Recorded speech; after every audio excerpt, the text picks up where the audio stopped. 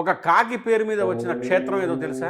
జై శ్రీరామ్. పెద్ద కాకాని అన్న పేరు ఎందుకు వచ్చిందో తెలుసా? పెద్ద కాకాని కాదు, దాని పేరు కాకాని. కాకాని అని పేరు రావటానికి ఒక స్థల పురాణం ఉంది. అక్కడ భారద్వాజ మహర్షి ఒకానొకప్పుడు యజ్ఞం చేస్తున్నాడు. యజ్ఞం చేస్తూ హవిస్సుని అక్కడ అగ్నిహోత్రంలోకి సమర్పిస్తున్నారు. ఎక్కడ నుంచి వచ్చిందో కాకి వచ్చి యజ్ఞగుండం మీద వాలి ఆ హవిస్సుని పట్టుకుని తినేసేది. ఎన్ని మాటలు జరిమినా వెళ్లేది కాదు. మీకు ఇప్పటికీ ఆ కాకి ఉన్న మంటపం దేవాలయంలో కనపడుతుంది. అది చూసి భారద్వాజ మహర్షి మిగిలిన ఋషులతో కాకి తినేస్తుంది, కాకి ముట్టుకోకూడదు కదా, ఈ కాకి ఎక్కడి నుంచి వచ్చింది అని అడిగారు. అప్పుడు ఆ కాకి మనుష్య భాషలో మాట్లాడింది. నేను ఒక ఋషి శాపం చేత ఇటువంటి కాక స్వరూపాన్ని పొందాను. నువ్వు ఈ యజ్ఞం చేస్తే ఎంత ఫలితం వస్తుందో దీనికి 1000 రెట్లు ఫలితం రావాలంటే నువ్వు మన్నులతో కూడినటువంటి జలములతో, నదీ జలములతో, సముద్ర జలాలతో నన్ను అభిషేకించు.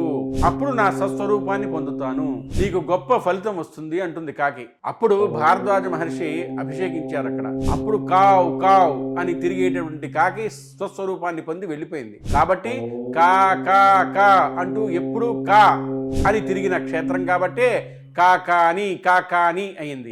ఊరు పెరగడంలో చిన్నకాకాని పెదకాకాని అని వేరుపడింది. ఒక కాకి పేరు మీద వచ్చిన క్షేత్రం. మీకు ఇప్పుడు ఒక ప్రశ్న, మీలో ఎంతమంది ఈ క్షేత్రాన్ని దర్శించారు? మీరేమనుకుంటున్నారో కమెంట్ బాక్స్ లో పెట్టండి. హలో బదులు జై శ్రీరామ్ అనండి. మా ఛానల్ ని సబ్స్క్రైబ్ చేయడం మర్చిపోకండి. పెళ్లి సంబంధాల కోసం మా టెలిగ్రామ్ ఛానల్ మ్యాట్రిమోనీ ఇండియాలో జాయిన్ అవ్వండి.